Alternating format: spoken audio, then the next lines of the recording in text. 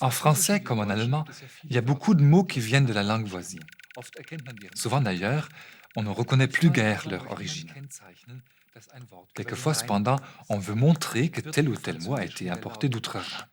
Quand le son ch est écrit avec SCH, alors là, l'origine allemande est garantie.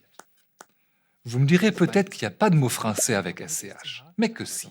Vous connaissez tous Schnaps, ou peut-être Schabrack, un mot qui, il y a 100 ans, s'écrivait encore avec un S au début, comme en allemand, d'où il a été importé en France. Ce mot d'origine turque désignait d'abord la couverture sous la selle d'un cheval. Aujourd'hui, en allemand, c'est une expression peu gentille pour une femme d'un certain âge ou d'une certaine profession. En français, ce mot a survécu comme adjectif. Il est Schabrack, veut dire il est un peu dingue. C'est surtout l'argot qui a conservé le SCH, volontairement parce que l'argot est ludique, il aime jouer avec les mots et la langue. Dans ce dictionnaire français de l'argot, qui date de la deuxième moitié du 19e siècle, nous trouvons toute une liste de mots qui commencent par SCH.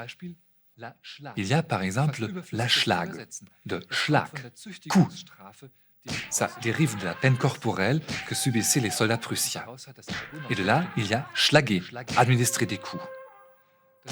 L'argot connaît aussi le Schwarz. Oui, comme Schwarz, le mot allemand pour noir. Ici, c'est l'argent noir, l'argent gagné et non déclaré au fisc. Le mot allemand Schlaf, sommeil, c'est en alsacien Schlof.